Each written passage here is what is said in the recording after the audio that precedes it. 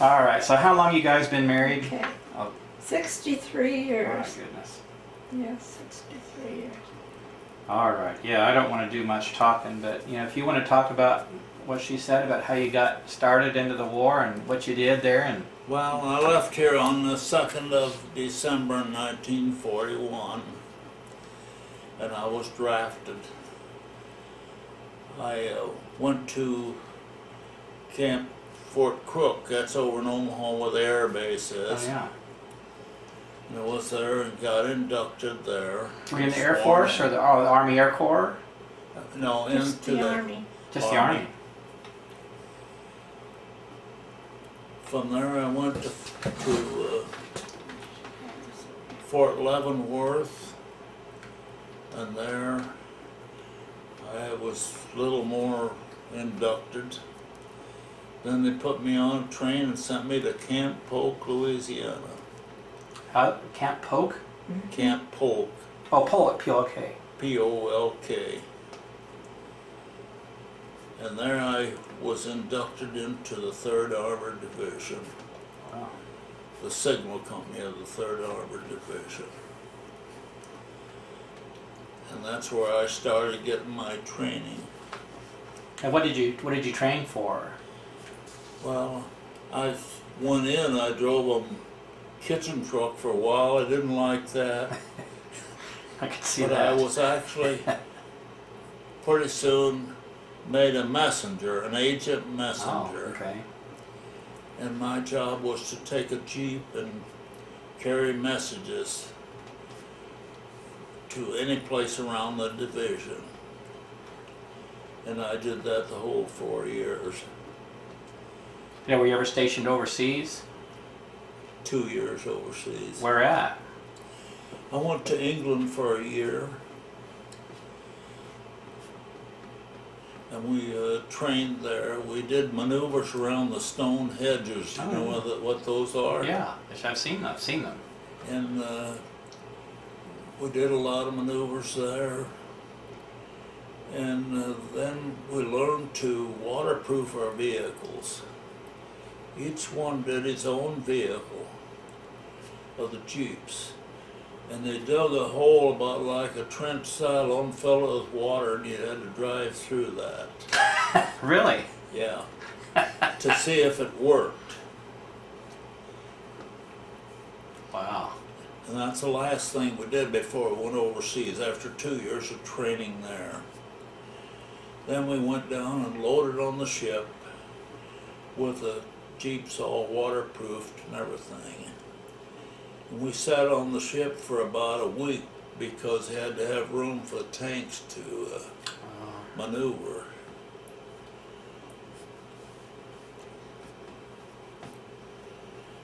And after about a week, they pulled the ship out of the harbor and we went to Omaha Beach. And that's where we was to land. Was that D-Day? No, it's A couple about days after. about 10 days after D-Day.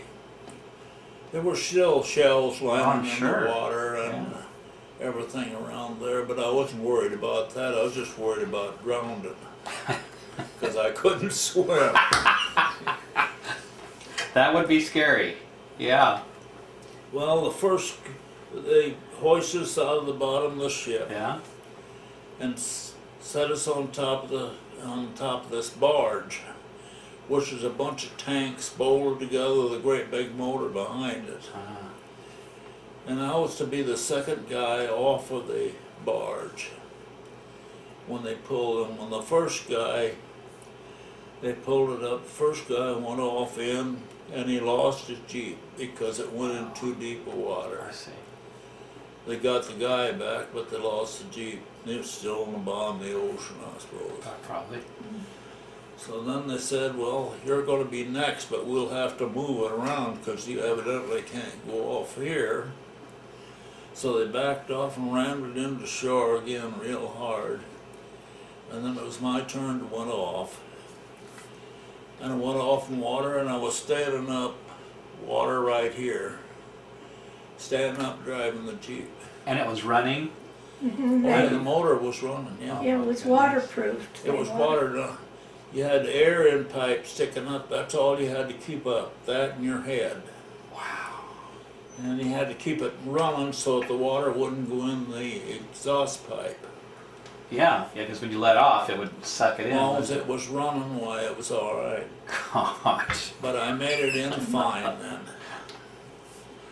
And we Oh, my pulled up goodness. on the shore, and we was to. The first thing you had to do is take the waterproofing off because the Jeep would get hot with that on there. And then they said, well, you dig a foxhole and learn what shells are going out and what are coming in because they sound about the same. And that's what we did. Wow.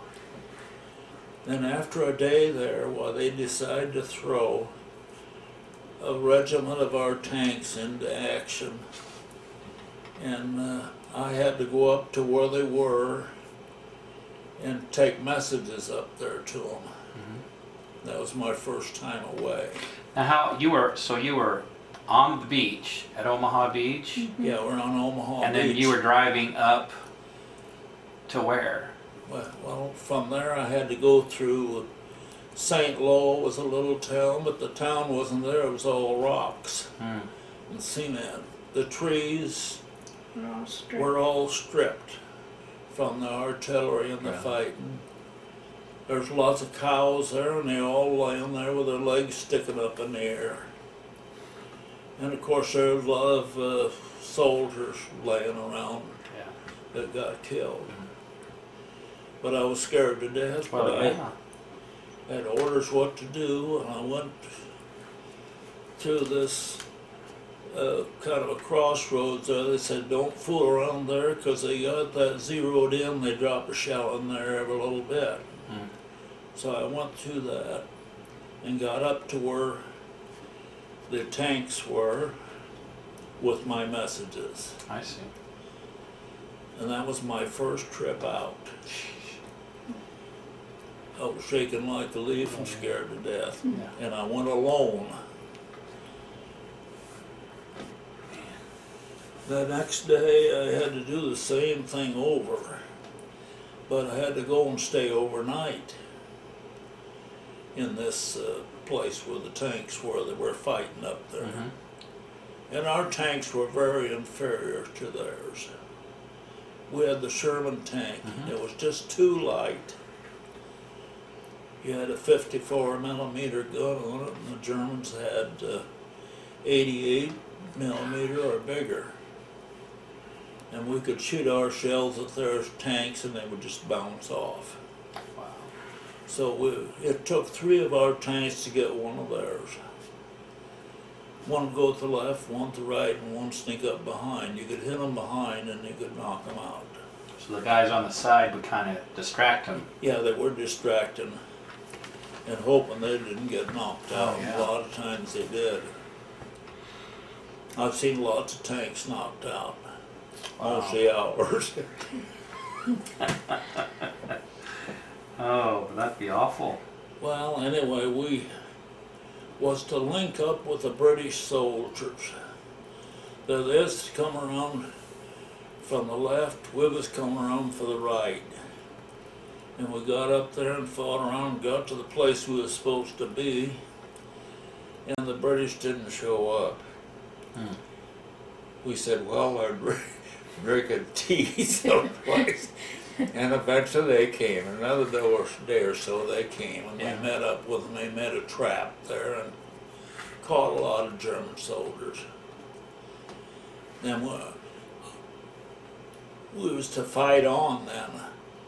Our job was not to take prisoners, it was just to cut them off. And then the infantry was to come and mop up. I see. We had a regiment of infantry of our own, but they just sort of helped us out I see. in the 3rd Armored. But we moved on then and had some more fights just like that. And we kept it going. and had fight after fight like that, and my job was to communicate from the rear echelon to the forward echelon.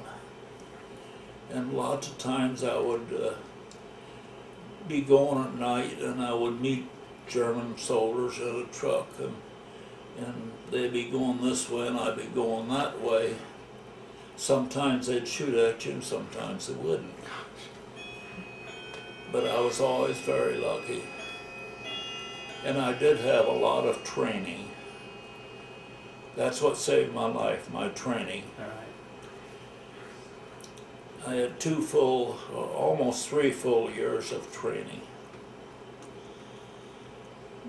Well, I don't know how you train for something like that. You know, I don't know how you train for something like that. Well, you just go on problems all the time with the tanks and get used to finding them.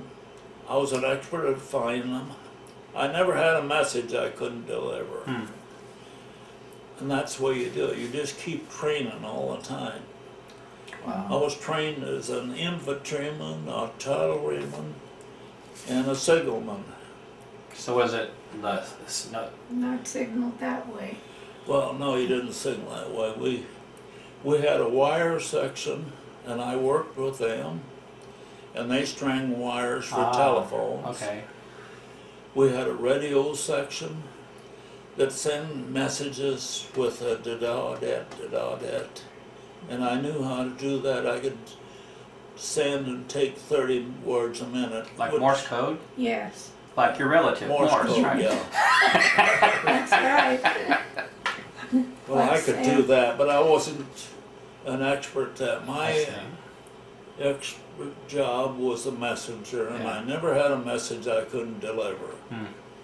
There was about a dozen messengers with the forward echelon. Some went to combat commands, some stayed with the rear, but I was always with the forward echelon. And we had to carry messages to the different combat commands and I see. infantry outfits and things. That was my job. Once in a while you had to haul officers, and I didn't like that. Bet not. One time I hauled a very famous reporter.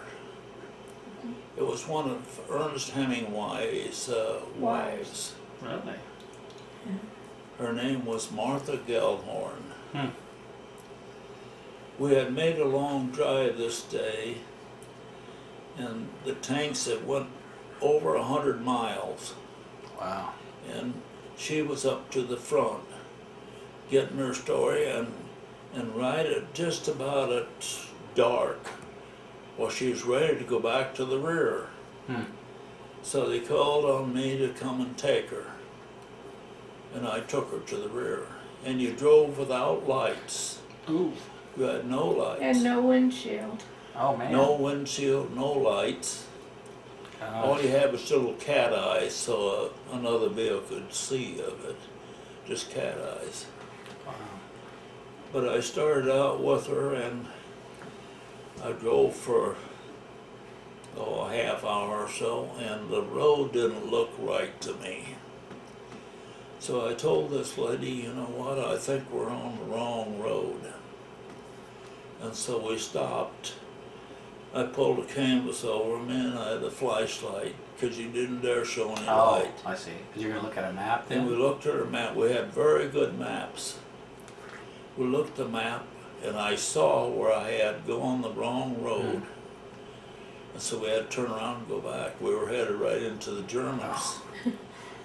So we went back and got on the right road. But it took me all night to go that 100 miles, because sometimes you went on the road, and sometimes through the fields. There's different ways you had to go, but you just had to kind of watch the signs and follow I them. see. But I got her there just at daylight into the rear echelon, and she thanked me and everything. She was a real good looking lady, about 30 years old. blonde lady. So how old were you during this time, Ralph? Just early? What? How old were you? 20? He was I was 21 about- when he entered. I was probably about 25 then, 24 or 5. Yeah, 3 years. Yeah. Because I went in at 21. I see. That was just one of my escapades I had, but we had a lot of them like this. Yeah. How did the French people treat you? Did you run into any civilians? Well, when we first went into France, you couldn't trust the French people because they were just buddied up with the German soldiers and everything, and you didn't dare trust them at all. But as you got back into France a little further, they were wonderful people.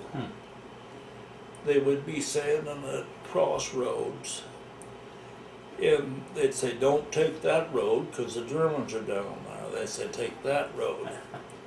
And so generally I listened to what they were telling me and would do what they suggested. I see.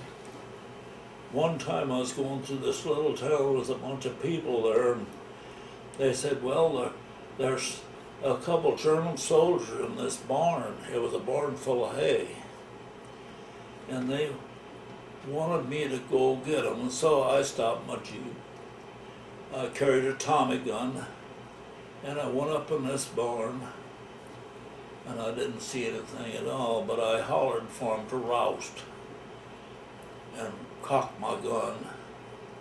And sure enough, 2 German soldiers come up out of the hay. They were in the side of the hay sleeping. And there was good soldiers and bad soldiers, or the German soldiers. The bad ones were the SS troopers. You didn't dare turn your back on them because they'd get you. And the others were the home soldiers that were drafted just like I was. This happened to be a couple good ones. They stuck their hands up and wanted to come down out, and I put them on the front of my Jeep and took it the first infantry guys I could find and let them take them because we were supposed to take prisoners. Wow. And then about the Battle of the Bulge. But, Is it about time for the Battle of the Bulge? well, we fought all the way up. We was the first outfit to cross the Siegfried line. The 3rd Army was the first outfit. We spearheaded the 1st Army. Wow. And we got across the Siegfried line and went into a little town called Stolberg. Aachen was near there too. But we captured half the town, the Germans had the other half. Wow. And that's as far as we could go because our tanks were run down, everything was run down, but we held half the town for most all the winter. But while I was there, the Battle of the Bulge came up. The Germans landed a bunch of paratroopers just a few miles from there. And we had to go from there clear down into Belgium to help to fight this Battle of the Bulge. So we drove all day and all night. I had assistant driver, but he didn't drive. What kind of an assistant's that? And I can Wasn't remember much I was help. going along this, we were in a convoy, but I was going along this road, and there's real high road with steep banks, it's kind of long cliffs. And I was asleep, but every once in a while wake up just in time to keep going over the bank. And the assistant driver was supposed to at least keep me awake, but he was sleeping too. Oh, nice. But we got to down into Belgium to a town called Hotten. And there we It was just a small little town. There wasn't any Germans there we could see right at the time, but we split. Half of us went down the road a couple miles to another. It wasn't a town, it was just kind of a residence. And the other half stayed in Houghton. And during the night, while there were some tanks, German tanks coming in there, so we had to get out of there and move on. I knew the chief of staff real well. He was a Colonel Smith, and he was out there himself directing these trucks out of there so they'd get out of there before these tanks got there. But we moved on the road a couple more miles and stopped there, and we had a bunch of infantry, and we set up a roadblock there.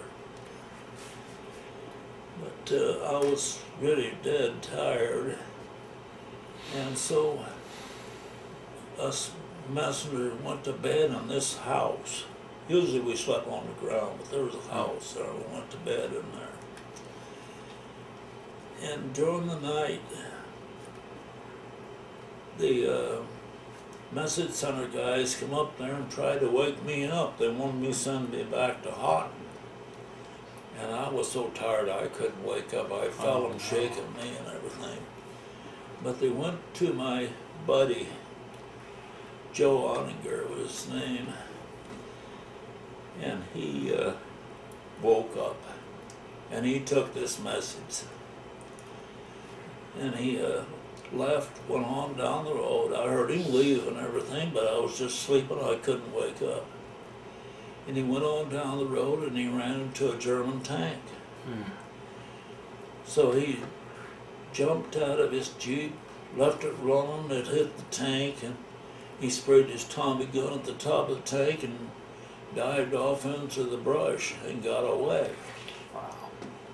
And next morning, during the night, while he was in this little clump of brush, the Germans had a CP right there too, and they would come up and urinate. That was their urination place, right in that brush. And here he was in there. Oh no. So every time a shell would come and be fired, why, he'd cough. He had to cough awful bad. He stayed there all night, and the next night he got out of there and went a little bit further and got into a heap of logs and found a American truck that was knocked out and had cigarette butts on the floor, and he smoked. He had to have a smoke, so he'd take a smoke. But he was gone there. We thought he was killed. Sure. Yeah. But he was gone for 1 week. Oh gosh. And on Christmas Day, I went to an outfit with some messes, an infantry outfit, and they said, "Hey, we got one of your men here." And I was surprised. I couldn't imagine what it was or who it was. And they took me around, and there was Joe. Wow. He had got away and got to this infantry outfit, and he was all starved out. Oh god. But he escaped and got away from them. Wow. And so I would load him up and took him back to our forward echelon. So that Christmas 1944? 43? 44. Yeah, it's about Big. 44. Picks up at It Battle was on Bulge, Christmas Day, I know that. Yeah, Yeah, it would have that's been right. 44. Yeah. And You can imagine how Ralph felt because was supposed to have gone on that journey. Oh yeah. So it made him feel so rejoicing when he found. Well, especially that it came out okay. I mean, Yes. that's great. it just shows you that the good Lord was watches. with me That's right. all the way, and I felt like it was, because anything I did, it always turned out pretty good. But then we had to fight on some more. Well, it took about another week, and they decided they're going to send 2 of our men to Paris for a pass. And so my name was one. And the other guy with me, he was pretty heavy on the alcohol, Uh, but the two of us went. I didn't have any clothes, but guys, because my clothes was all dirty and muddy, but one guy'd give me a shirt, another a pair of pants, and I didn't have any money, but I had a Belgian pistol that I'd got off a German soldier, and I decided I'm not going to carry that anymore because that's a bad thing to carry. Because Americans, when they catch a German soldier, and if he has an American gun, they take him behind the tree, and that's it for it. And I didn't want that to happen to me. So an Air Force guy gave me $70 for this wow. pistol. It was just like a brand new one. That was a lot of money. That was a lot of money. Now it'd be worth $1,000, Oh, but yeah. I didn't want it. Yeah. And so I let him. Now I had money and clothes, and I went on the pass into Paris. And they put you up on a Red Cross barracks where you get in a bed and sleep, and the people there were just thrilled with an American. Is that right?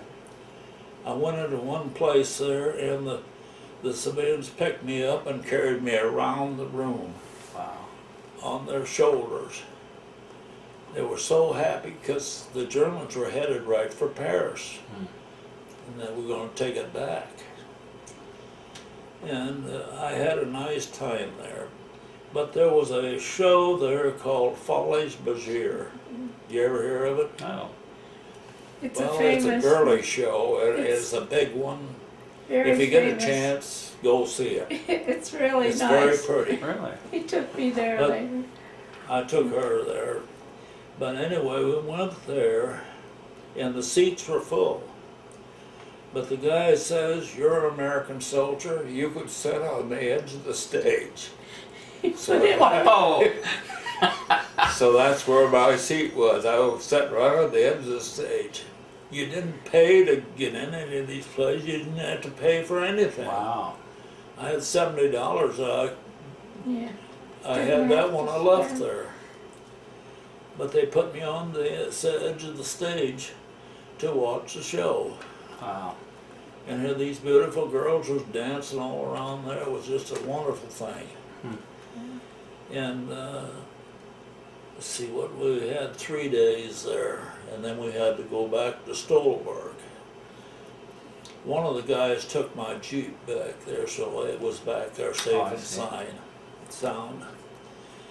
And so I went back to Stolberg, and in the meantime, during the Battle of the Bulge, the infantry had cleaned the Germans out of the other half of Stolberg, so Oh. it was all ours. So now we didn't have to sleep in foxholes anymore. We spent the biggest part of the winter sleeping in foxholes. Two guys would get together and dig a big hole and put planks over it and then put the dirt on top. And you had to sleep Wow. down in them holes. A lot of times they'd shell you at night and dirt would fall down on Sure. you, but the shells wouldn't. Really? So The Associated I Press. took her to see these holes too. The Associated Press took a picture of his foxhole with another buddy. I have I got a picture right here. I of have it to show you. Okay. And But he got it anyway- in the paper, in the newspaper here. Is that right? Then then I the didn't newspaper have sent it to Huh. sleep in the foxholes anymore, and my good buddy had found, it was sort of like a chicken coop, and they took it all apart, put it on the back of the Jeep, hauled it up there. They were putting it together, and they had a bunk in there for me. They saved me a bunk. That was my buddy Bob Wow. Hanson. Huh. And so then we slept in that, oh, not over a week until we jumped off and fought on from there.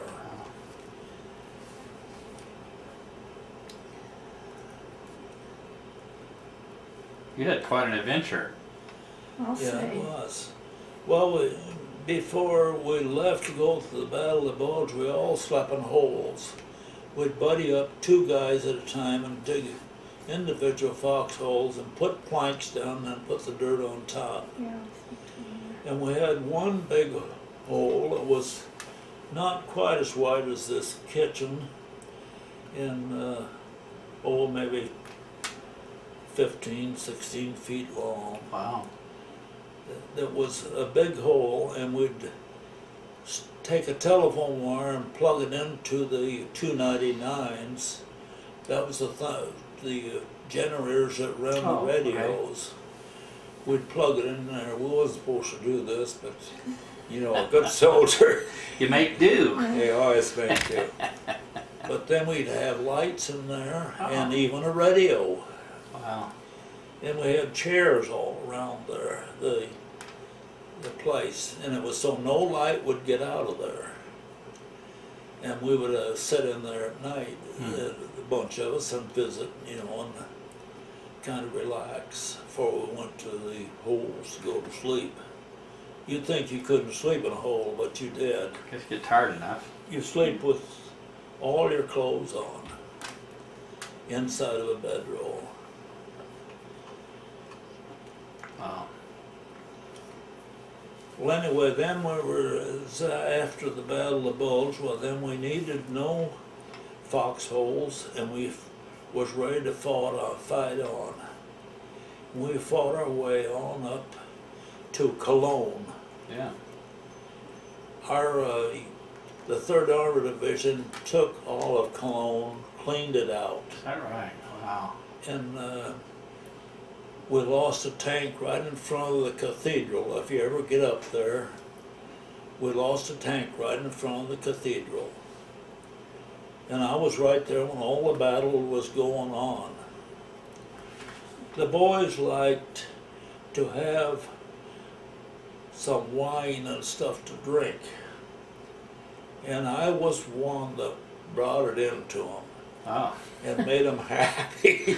They're glad to see Ralph coming. These were guys that couldn't get out of camp. They were always in camp, and they had nothing to look forward to. And I could go any place I wanted. Oh, I see. And I was in some of these places, the wine was so hot that you couldn't hardly touch the bottle because the place was on fire. Oh, I see. Everything was burning around there, but I got them a nice load of wine, took it back. It's funny. I never drank myself, and I never smoked. Mhm. My buddy didn't smoke, but he chewed tobacco. So I would take my rations that I got for tobacco and get chewing tobacco Wow. for him and give it to him. Yeah. But anyway, we got done in Cologne. Then we had to, Cologne is right on the Rhine River. We had to go down the river and cross because that Remagen Bridge was down there, Yeah. and it wasn't I read about that. strong enough to carry tanks and Oh, I stuff see. across, so we had to throw our own bridge across. Wow. But before we crossed there, I went down to a little town. I can't think of the name of the town now.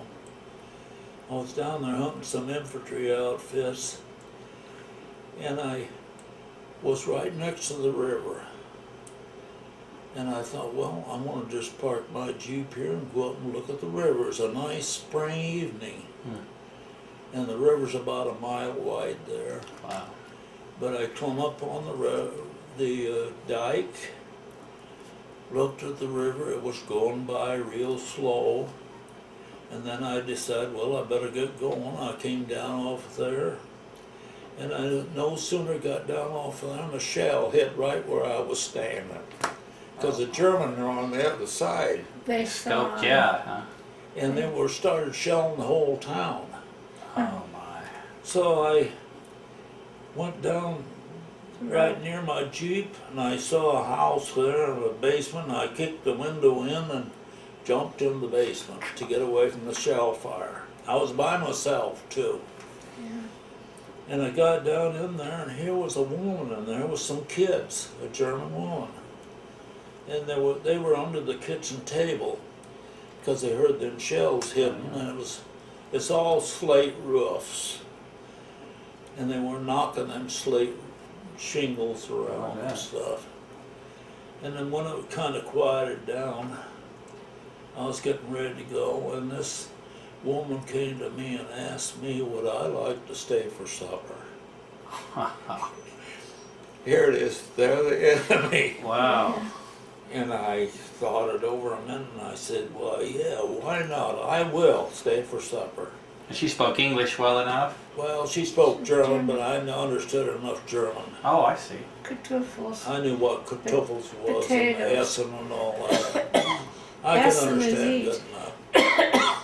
And so I learned French real good and German pretty good. My mom spoke German. Oh, is that right? Mom and grandma, they were German.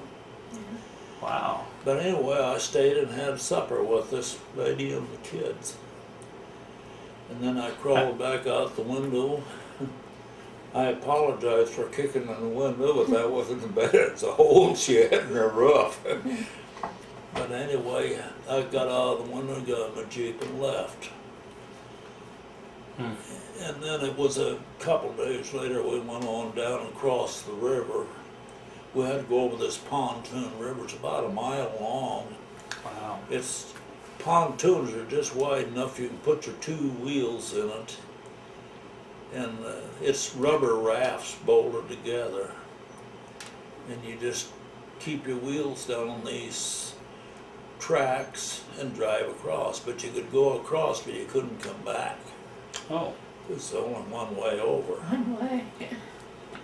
But a bunch of us messengers got across there with a lot of other stuff got across, and then we jumped off from there and started to clear our way on down to the next place. All the rivers had to be put a bridge across or something, you know. And then we headed for Liège, Belgium. That was a good place of mine.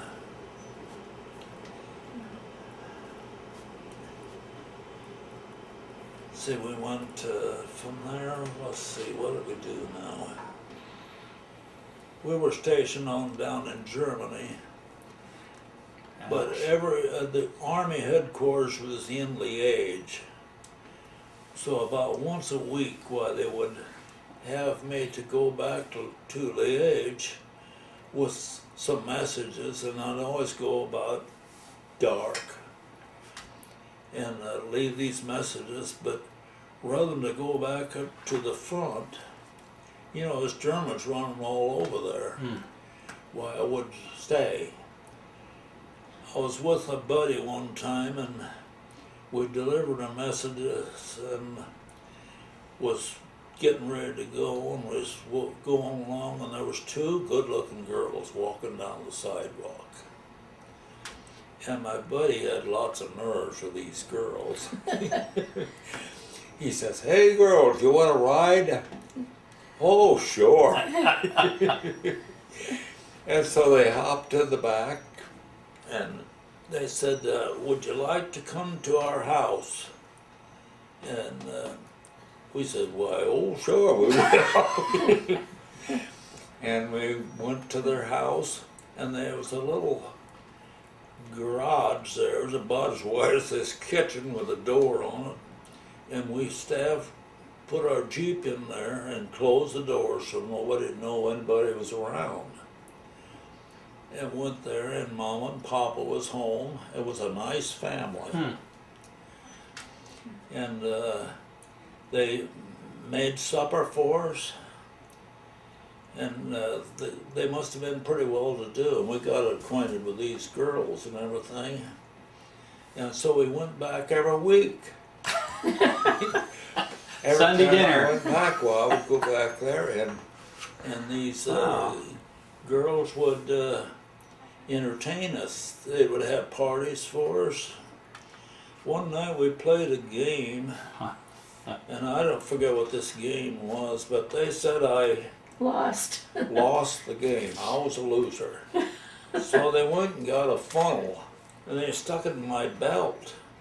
I didn't know what they was gonna do. Stuck it in my belt, and then one of them came with a pitcher of water, and she poured it in the funnel. And That was the consequences of losing. Not a good thing.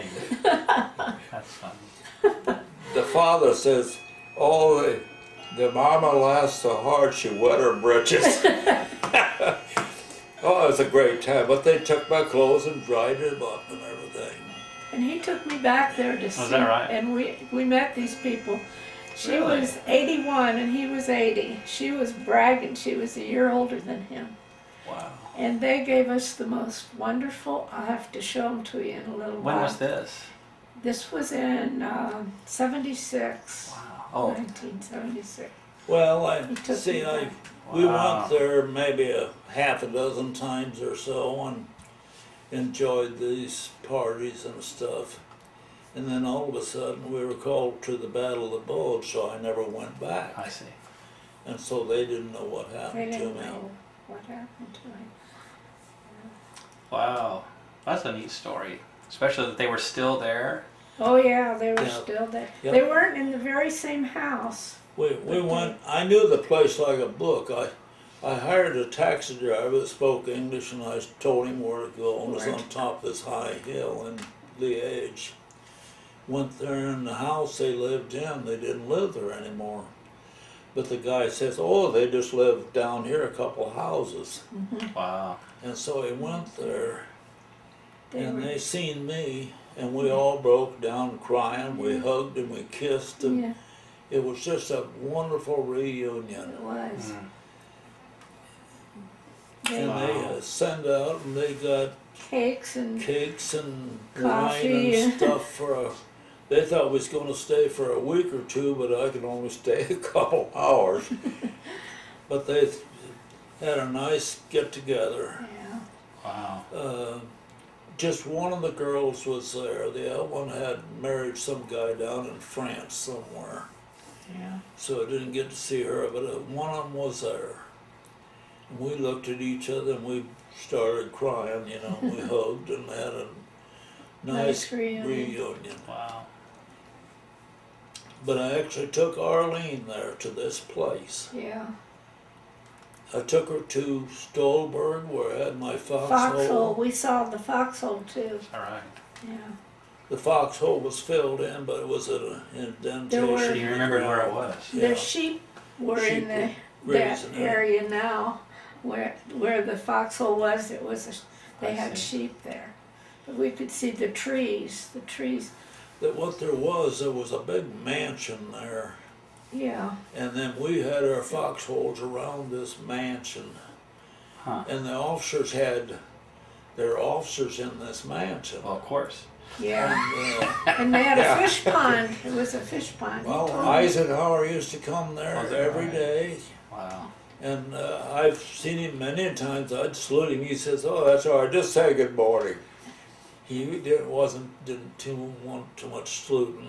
Oh, I bet Yeah. not. And But Patton was the other way. If you didn't salute, he would turn you Patton in. didn't come there much, but I seen him different times that I Right. didn't like him at all. No, he didn't. Wow. But Ike was a really nice guy. Montgomery, he would come there. Mhm. Then our own general was there. What was our general's name now? Rose. General Rose. Huh. We lost General Rose Yeah, that was sad. when we left there and went up into Germany. The war was starting to wind down a little bit, but he always was a guy who'd like to take his driver and go out and look around the country. Oh, I see. But he ran right square into a German tank. And they got the drop on him, he got out, and his driver got out, and there was some signal company guys following on the radio, the half track. Hmm. They all got out, and they told him to drop his weapon. And he carried a pistol at it, and he went like that to drop his pistol, and they shot him. Hmm. That was the end of him. But the driver got away. He dropped down on the ground and started crawling real fast and got in the brush. Quite a bunch of signal company guys got captured, and they were prisoners for about a month or so till we got them back. And I was just getting back to the forward echelon when this happened. I didn't see it happen, but I I was see. within a mile of it when it happened. To show you how the good Lord guides you around to different places and took care of me.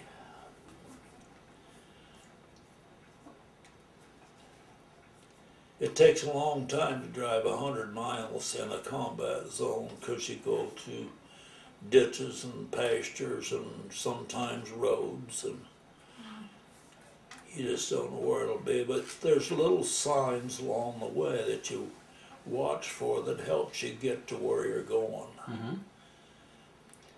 Like Third Armored, Third Armored have a little bitty sign pointing that way, and you just keep going, following those, and pretty soon you'll get there. I see.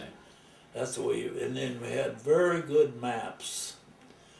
We had maps that showed every churchyard, cemeteries, towns, were very good maps.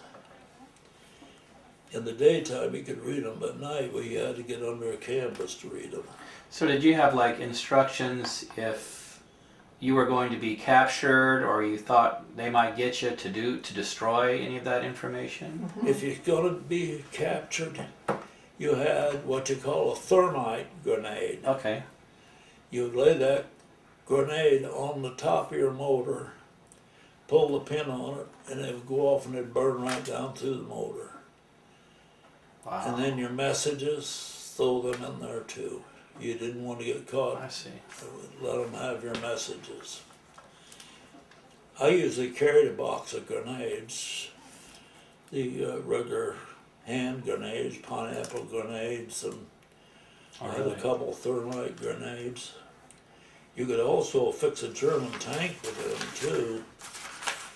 You lay one of them on a track and it'd burn right through the track. Oh, really? Gosh. And so if you wanted to get that close, That's getting pretty close. Yeah, that's pretty close, That's pretty close. but it's been done. Wow. It's been done lots of times. They call it a thermite grenade. It's aluminum powder and something else mixed together that burns really hot. Must. It'll burn right through a tank track in no time. Wow. I kept a little box of grenades right in the seat beside me. I kept an extra spare tire because a lot of times you run across a Jeep that got shot up and I'd just yank off the tire, so I'd have a extra spare tire. And I wouldn't carry too much extra gas because that's too dangerous. You had a gas can on the back, and that was your extra gas. I see. A lot of times my guys, well, one time we was in Stolberg, and they shelled us at night. We had the cars parked along by some trees. There's 2 rows of trees, and we was parked on that because they couldn't see them there. And they shelled the place, and all the guys had flat tires except me. They said, "Oh, Morse got his suction up with the Germans." Well, that's It was funny. a funny feeling, but I had a couple of spare tires in the back of my Jeep. I loaned that to them, and they all got them to going again. My tires are all up. Wow. Well, I said it was his mother's prayers and my prayers that kept him. Oh, it was. It was when a shell almost hit him, and then it didn't explode. That was When was this? when he was going down the road one time. It just Gosh. came by him. It landed in the bank, but it didn't go off. Well, we went clear on from there. We kept fighting on. We'd always make traps and trap Germans But we went to a place called Dessau. Oh, yeah. That's up 65 miles from Berlin. Wow. It's on the Elbe River, I believe it is. And that's where we met up with some Russians. I met a big Russian soldier one day, and he looked at me and he says, "Ah, American." And he had a bottle of some kind of booze, I don't know what it was, but he wanted me to drink with him. And so I thought, well, he's pretty big. He stood about the ceiling. And so I tipped it up and I put my toe in the bottle so it wouldn't come out. He didn't And take he any. looked at me and shook his head and he says, "American." I said, "Drink." Oh. So I tipped up and took a couple swallows and I lost my voice. It was just so So strong. Oh man. I don't know what it was. If it was Calvados or what it was. It was some kind of strong booze. But this is a big Russian. I was the first Russian I'd met. But they didn't want us to. We could have went on to Berlin, but they didn't want us to because we had to cross this river, and they said we'd lose a lot of men crossing the river. So we just waited there. Wow.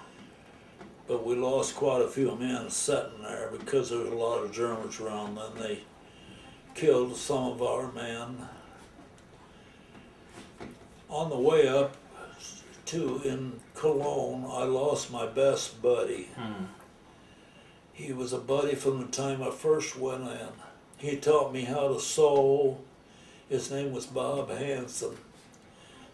And we were in this town resting up and getting some new tanks. And he wanted to go into town, into Cologne, and get some parts for a radio. He wanted to put a radio in his Jeep. I told him, well, I'd like to, but I'm washing clothes. I was washing his clothes and other buddies, 3 of us clothes. And I told him, I'll stay here and do the washing. You take Ed and go on into town and get your parts, and I'll stay home and do the washing. So I had a fire out in the yard there and put a tub of water on there and GI soap in the water, and you take a can and nail it on it with a stick and you stomp the clothes. Oh gosh.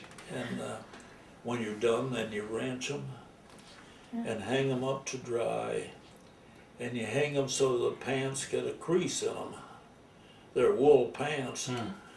But I did all of our clothes.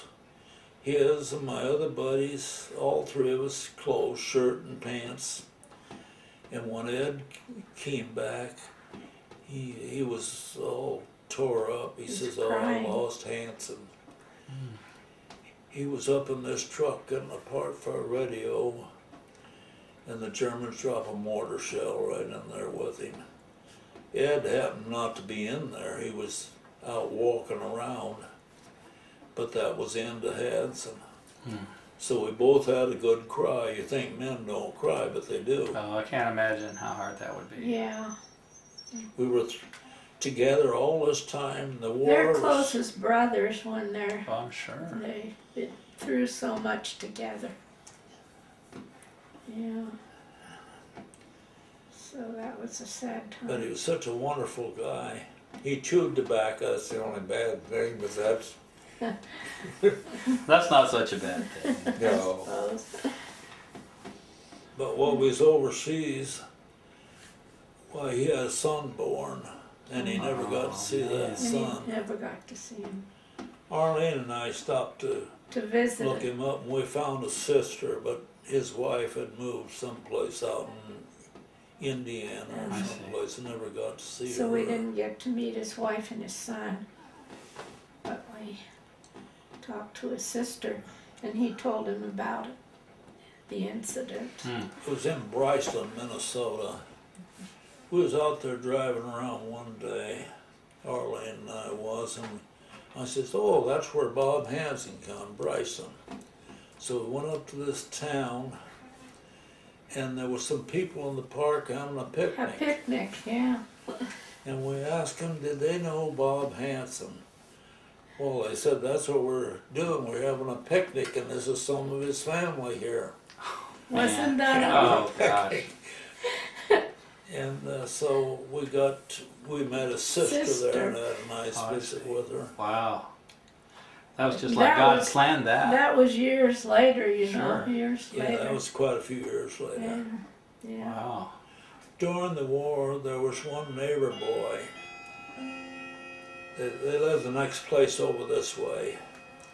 We used to always work together. We shingled the barn and stuff before he left, and he just got like 3 months Training. training, and he got into an infantry outfit, and he got shipped over to France.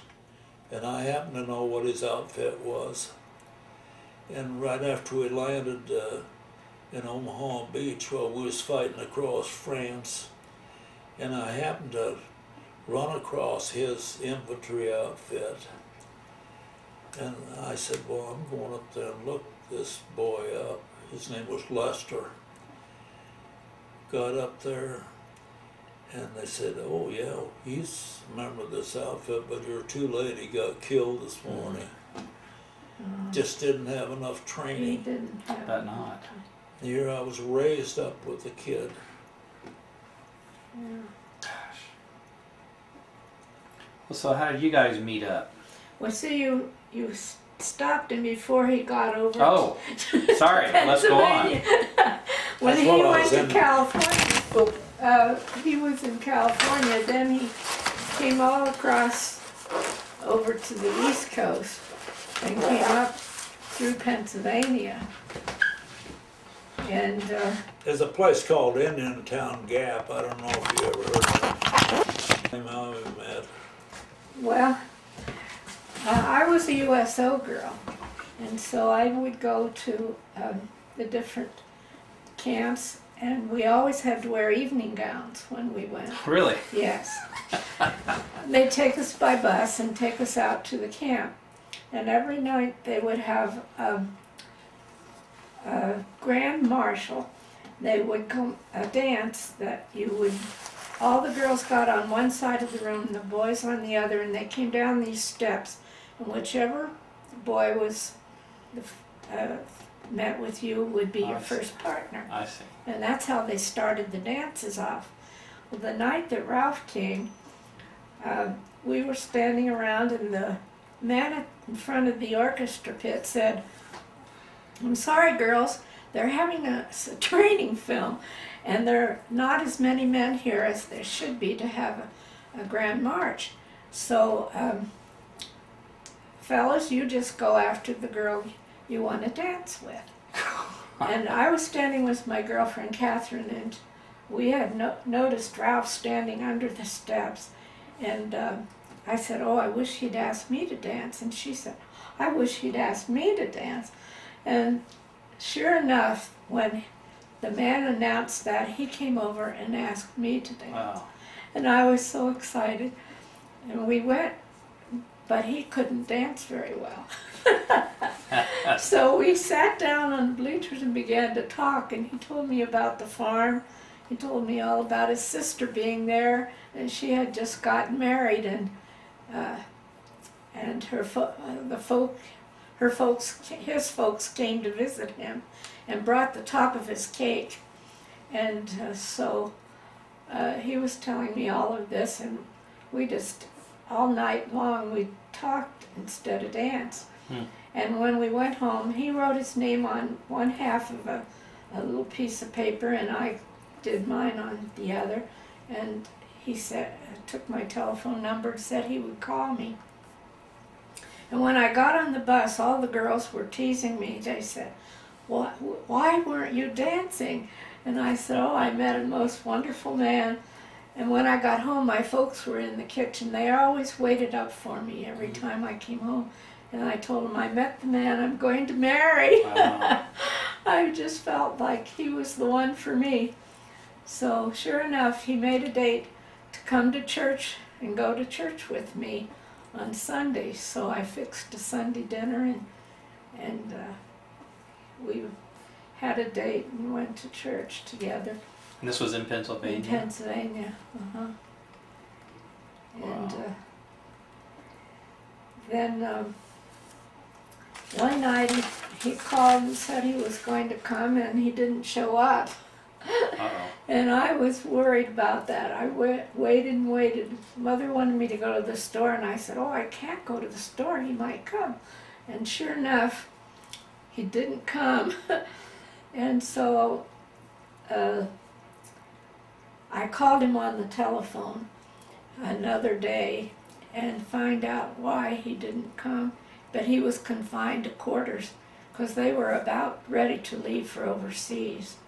And so that's what. So this was before you shipped out? Uh-huh, before they. Just 2 weeks before I shipped out, that's Wow. when I met her. That's right.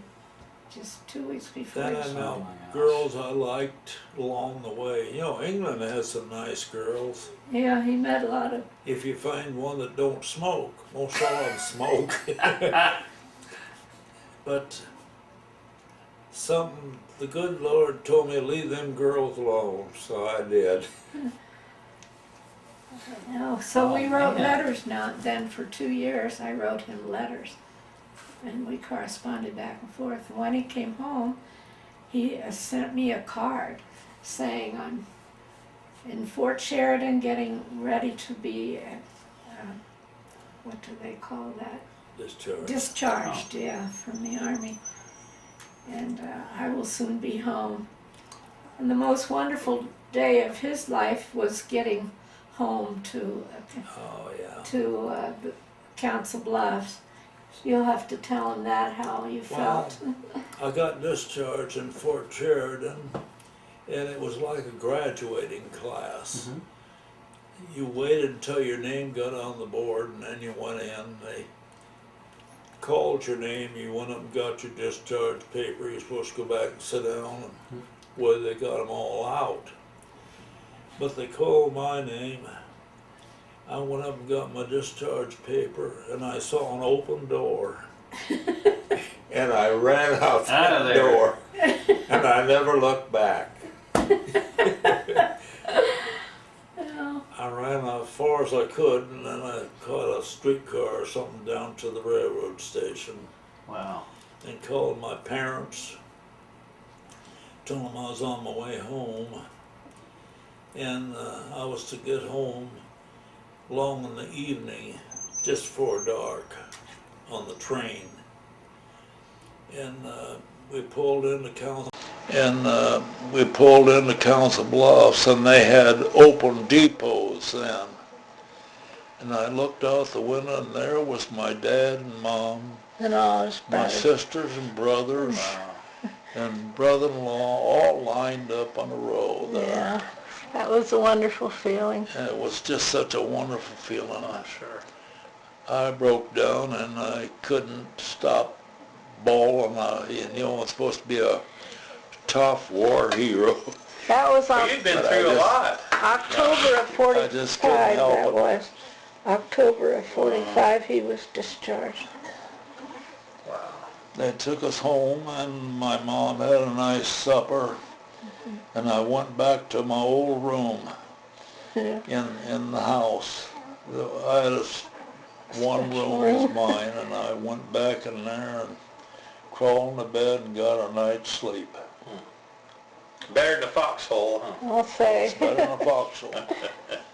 Well, I spent about 2 years in foxholes, and that's winter and summer.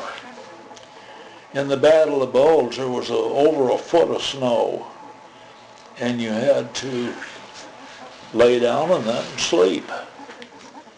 Well, you slept with your clothes on, your shoes and everything. Wow. When I went to England, before I went to England, I had a bedroll. I only got $13 a month when I first went in. Out of that, you had to buy this bedroll if you wanted one. But they said when you went overseas, you can't take it with you. So I listened to them like a good soldier, and I left my bedroll. But I got over in England, and here I had no bedroll. just 2 GI blankets is all you had.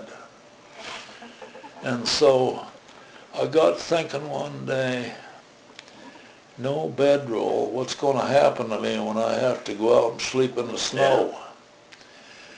So another guy said if I would get a canvas, why, he would take it and get it sewed up into a bedroll.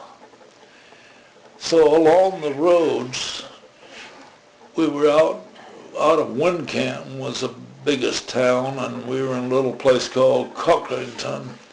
There was ammunition dumps along the road, and some of them the wind would blow the tarps off of them. Yeah. And There was every opportunity. weekend I always kept my Jeep all the time.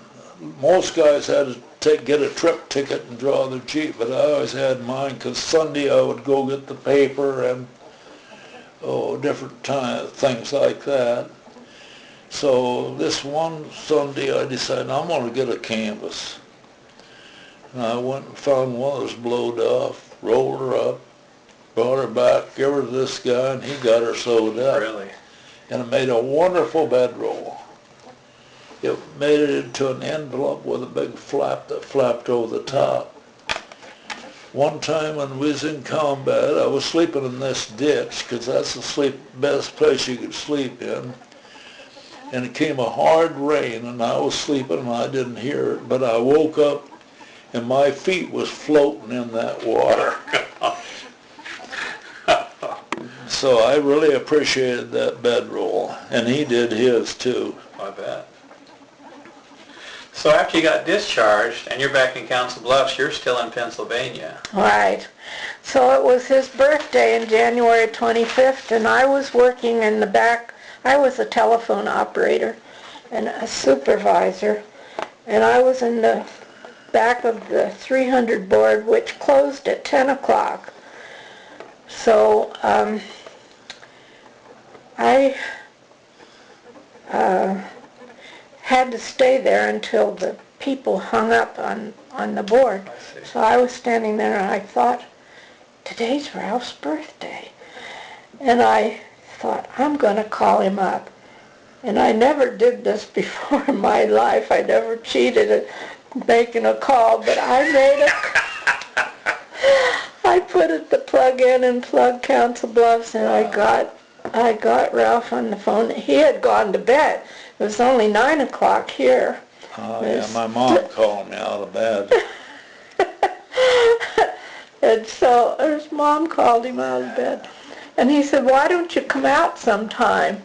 And I said, well, I'll see what I can do. I had a vacation time in June, but he wanted me to come out, so I decided to find time to come out. So I went to my supervisor and asked her, could I get some time off? I wanted to go out to Council Bluffs. So February has George Washington's birthday and Lincoln's birthday, and both of those were holidays at the telephone company. So she arranged that I had 5 days in a row with those, the weekend and then those extra days, and she gave me a weekend to come out. So I called him up and told him when I was coming, and sure enough, he met me at the station, and it was such a wonderful reunion after all those years. Yeah. She was coming for a week. She came with 2 big He suitcases. always says this. I didn't have to. And she was hanging around, and the neighbors lived right across the road. And they didn't know who that strange girl was over there. Oh, bud. So I had to do something about it. So we just got married. Oh. Yeah, we were married the 20th of March, 1946. Yeah. So Arlene, when you're in the USO, how long did you do that? Oh, I did that since, I graduated from high school. In 41, I became a USO girl. Yeah. And, So you were just stateside the whole time? yeah. We just went to different camps. And I belonged to a singing group that we'd sing songs. and go into the different camps and sing songs. Wow. But most of the time we danced with the soldiers and Really? but we always wore evening gowns. They made us so that we would be noticed. I bet. Couldn't duck out. But you know, I kept every letter that Ralph sent to me. Right. I have a little. He sent me an orchid for for Christmas the first year that after I met him, and oh, I love that orchid so much. And I kept the box that the orchid came in, and I kept his letters in that. Wow. So I still have them. But Well, I saved her letters too, but I stuck them in the windshield cover of the Jeep because he didn't have no place to keep stuff. And I was going down the road one day in the wind. real fast, and the wind was blowing them out and blew them all out. Oh, that's too bad. So Yeah. I never had any of her letters. But you corresponded while you were overseas? Yeah, he wrote. Yeah. Yeah, he would write by candlelight. By this light. Wow. I'll have to get you those pictures. Well, you know, in fact, if, I don't know, have you guys got pictures of Oh boy. I knew that was going to Did that hurt that or? No, is that I'm out of tape anyhow. Because in those articles they have pictures. I don't know if you've got one of you in uniform that I could take and scan. Yeah, she's got some. Well, you had quite an adventure. Yeah, I've got some pictures in here where I was digging my foxhole. The paper took my picture over there, and this picture came into the non-prowl, and I didn't know anything about it. Really? But it got home, my mom had it. It's my buddy that had foxhole with I don't know just where she's got it now. Here it is, honey. I have it. Oh, you got it? Yeah, they told me when we put our washer and dryer in there to take it down. But this is his foxhole. See, these are the trees. That is a great picture. Isn't that? And the Associated Press had it in the newspaper, and then the newspaper sent to Grandma Morse the writing might be on the back. Yeah, it is on the back. Now, which one's right? This one. That's him right there. Wow. Well, you're a good-looking guy. He was. Oh, He still is. I never thought about that. Yes, he was most. So the T. Yeah, he's a Texan. No, he's a corporal. That's like a corporal, but shortly after that I made full corporal. I see. That's as high as I got. Because it was hard to get a rank when you're a messenger. If you look on the back, there's what they was in the that's newspaper. doggone. Yeah. But this people in Belgium, a lady took these little wooden shoes off the wall. She had them hanging on her wall. And her son worked in a wooden shoe factory, and he painted these pictures. And if you notice, there's flags, American flag, and the,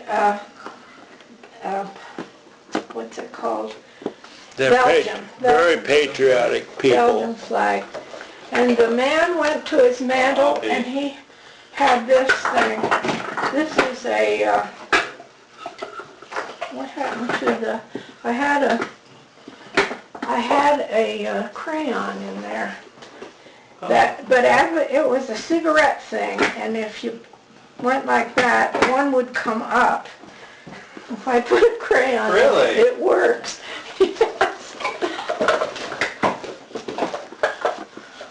Let's see where that crayon went to, if I had one. This in old there. guy wanted me to bring him a No, Volkswagen. And I would have brought it to him, but I was scared to drive it. You know, and I'd have to drive it from Kerr up And to then Stolberg down Oh, to yeah. Ledge, and They you gave me might get this- shot driving This that. too. And see, it has the flags in there too. 1945. So this Fine some one. kind of a serving dish or a... It's a powder, I think. I think it was powdered. I don't know Wow.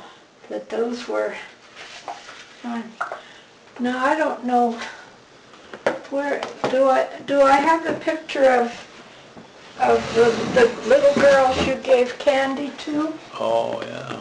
Oh, yeah, I got a street named after me in, what's this town? Yeah. In Dornstadt. Dornstadt. Really? It's Yeah, called I'll have to show you Morsestrasse. those pictures. I'll have to get that. That's a street we lived on, and it's called Morsestrasse. Huh. Well, there's probably. That's where we stayed for a while after the war was over. I see.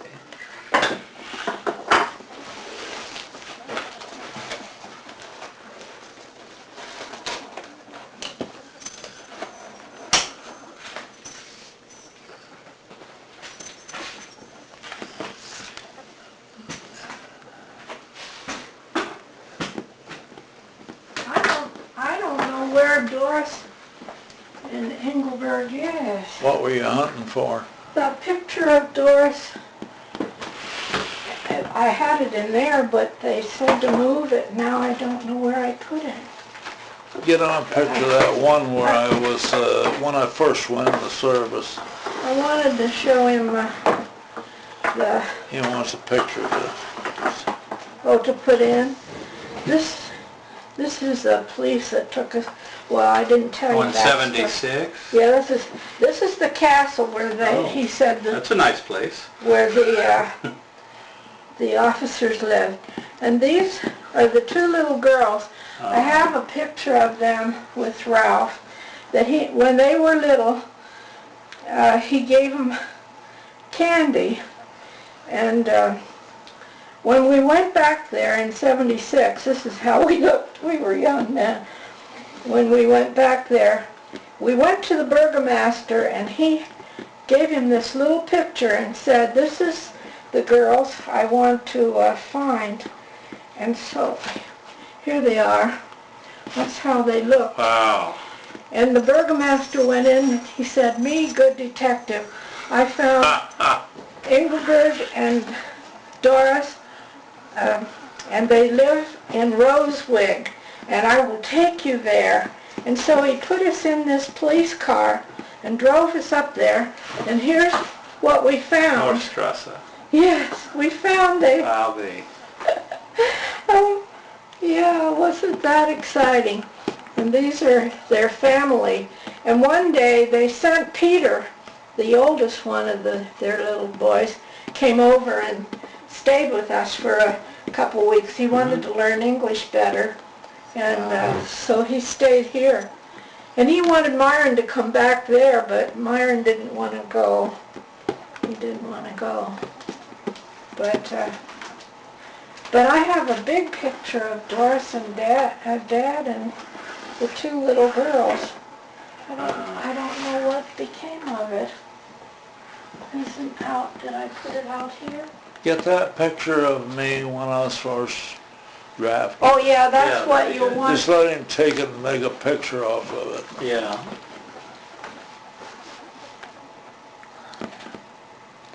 I could tell you a lot more things that Oh, have I'm happened sure. along the way, but I don't want to get too much stuff. There's way more than I can use, but that'll be Yeah, a good but thing you to get them can- started. This is Oh, that's a good picture. yeah. This is a really good picture. Yeah, you can just take that And and make a picture of it. Okay. Have you got one of you about the same time or in a USO gown? Oh, I wonder if I do. I probably do. Really do. I don't want to make you dig around for stuff, but if you got it, that'd be fun. Where it would be. Which one That is a great picture. Yeah. I've got a World War II Jeep out here in the shed too. Oh, I'd love to see it before I go. Okay, I'll show it to you. It's just like I had. It's got the top up and the windshield up, but usually when I was in combat, you drive them with the windshield down and covered up and no top, because you can't let no light shine off Oh, of it. oh, I see. Yeah, reflect the. Oh, okay. I wondered, because in some of the movies I saw, they'd have that, and I just thought, well, it's the movie, but so there was a real reason for it. 'Cause I was wondering, well, why don't you have the windshield In up? combat, you don't have the windshield That up. makes sense. That's the reason I have a lot of trouble with my face now, because in the summertime it gets real hot, and I drove fast with that, and that hot wind Oh, going yeah. through my face like a roast beef. Well, and it's in the wintertime. Yeah, in the wintertime, same way. Oh, yeah. I don't know how many miles I went, but I've had probably about 7 or 8 Jeeps. Wow. Always got new ones. I had one amphibious Jeep, Really? but those didn't work very good. Yeah, the regular kinds you got, you waterproof it. You put that air pipe up in the air, and they work pretty good underwater just to get landed. Yeah. So how did you waterproof it? Do you have Oh, with yeah. all the electronics? They give you some clay, and you put that over the wires, the ignition, and the breather pipes on the transmissions. You put it over all them places it needs to be over so no water gets in it. Wow. It took some practice. I bet. Then you had a guy come and show you how. And he'd show you how, but you had to do your own. I see. And then after you got it done, then you drove it through this water to see if you did a good job. Gosh. Here's a picture of the girl I was standing with. Wow. She's pretty. She's real pretty. And I don't know whatever became of her. I tried to contact her. But here's me in one of my dresses, but that's kind of a glamorous one. This was a different dress. Let's see if this was, I don't know. Here's my graduation Oh, picture. gosh. That was my graduation. That is neat that you have all of these. These are, I was a Girl Scout. These are my Girl Scout leaders. And I still write to this one lady here. She's back in Pennsylvania. She and I are still friends. Wow. This is back when I started. Ralph was driving the horses, I think. Huh. And the boys had the tractors. This was That our one wedding picture? picture. Oh, wow. Yeah, that was our wedding picture. But I don't know, my picture of me with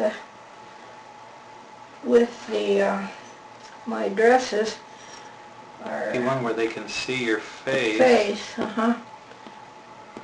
would be better.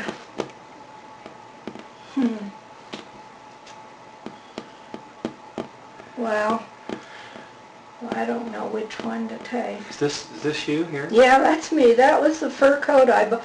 The first thing I bought when I was getting money, I was making $13 a week, and he was making $13 a month. Oh, you were rich. Yeah. So I bought a $100 coat, Oh my goodness. and I paid it off $10 a month for 10 months until I got it paid off.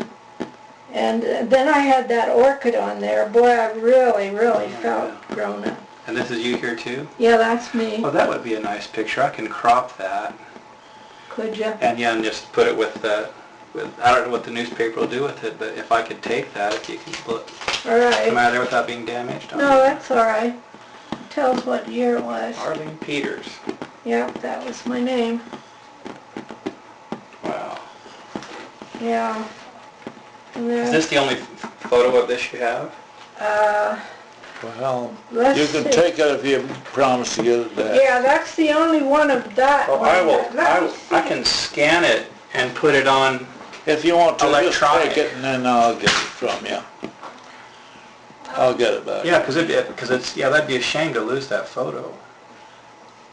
No, nobody else would want it to. I have one of him sitting in a Jeep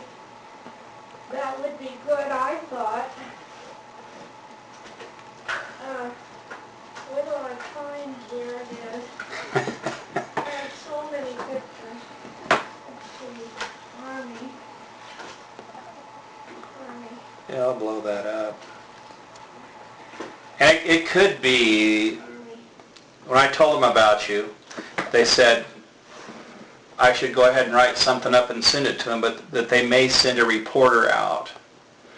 So we'll see, what happens with any of this. Well, I just thought it was such a great story. It needed to be shared. I think you can tell it good enough.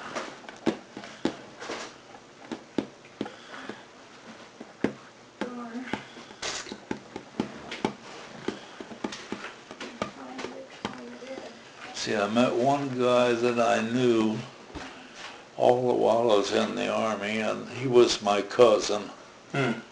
He was in the 82nd Airborne. And we were surrounded one time, couldn't get out, and the 82nd Airborne made a path for us to get out. Was that right? So I got together with him every Sunday for, a couple Sundays.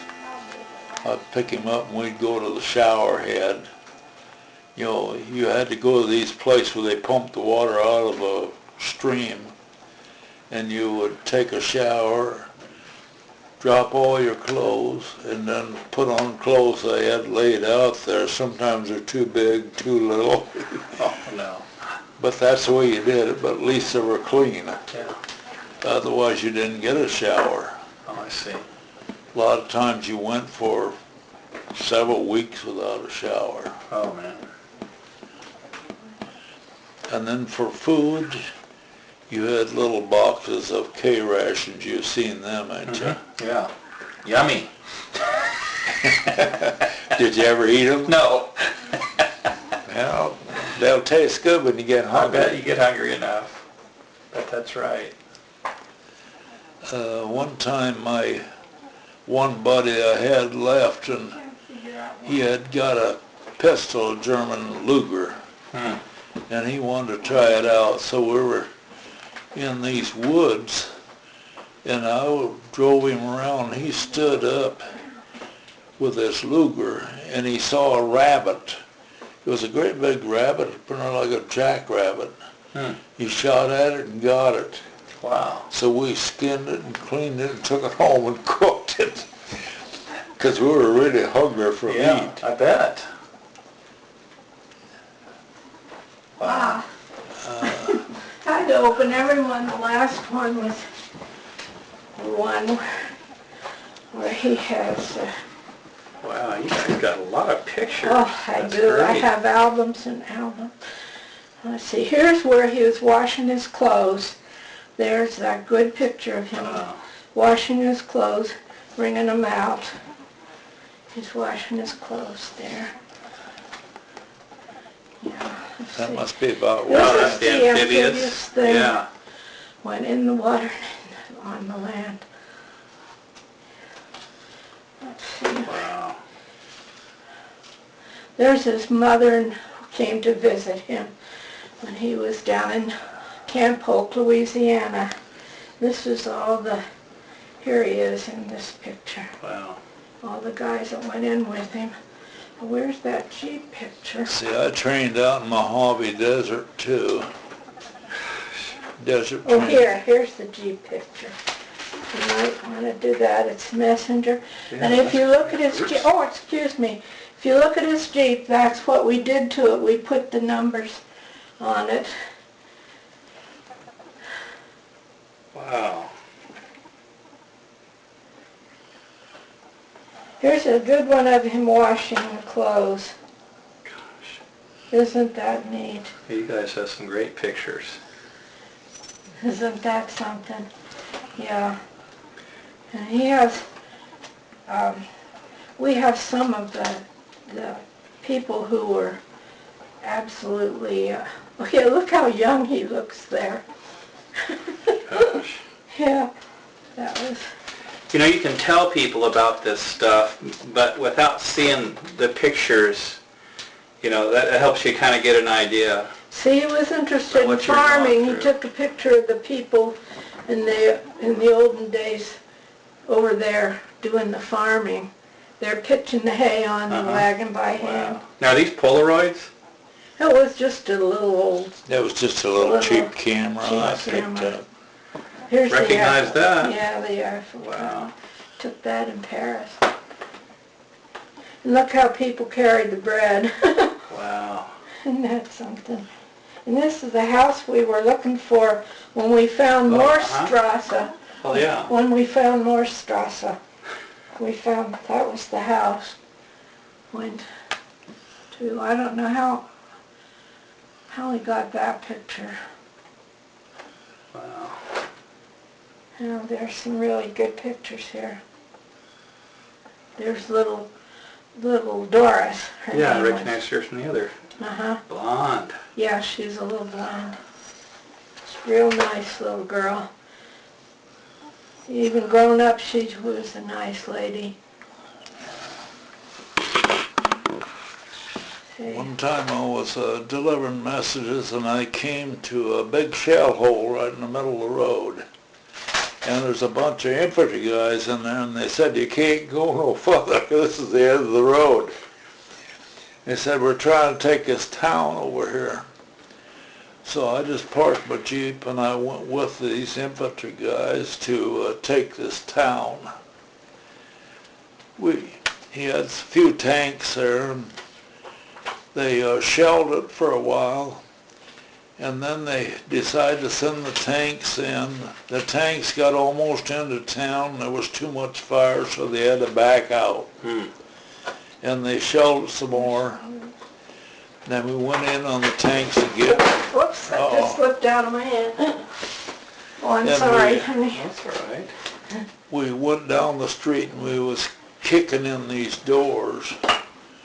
I knew how to do all this stuff. See, the infantry guys learned, but I know how to do it. Kick in these doors and make all the people come out, all the civilians, everybody come out in the street. There couldn't nobody be in the house. That's the way you clean a town. And you were just the messenger guy and you were kicking in doors. Well, yeah, but you had to know how to do all these different I things. guess so. What else was, what are you going to do? Just sit there and watch some guys do it?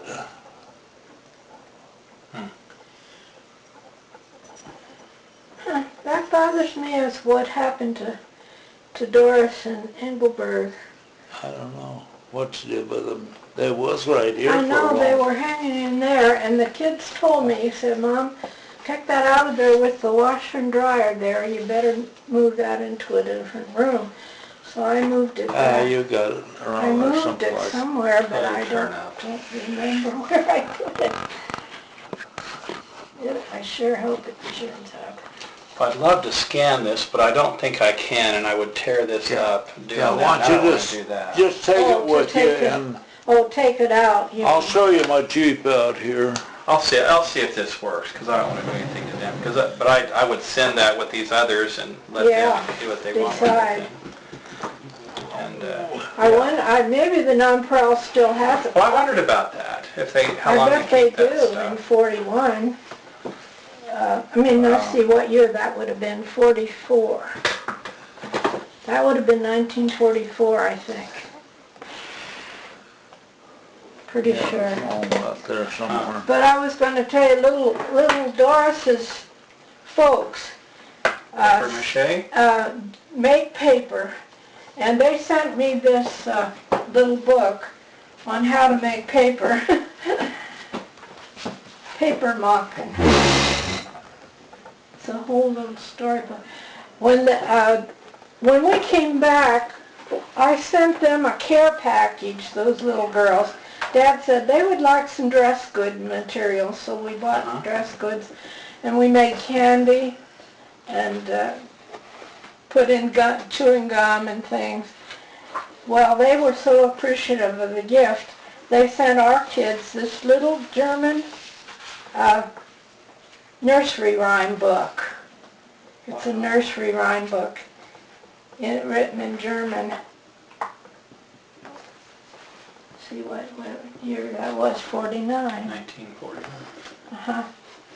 We've been writing letters all through the years. Every Christmas I sent them a Christmas Is that card. right? Wow. That's soap that somebody gave me. It ain't GI soap. No, but it's German. It's German soap. Yeah. So that was some of the nice things I got. One lady gave me gave me this as a souvenir. It's the Cologne Cathedral. And Ralph went up into that tower when we went over there to visit.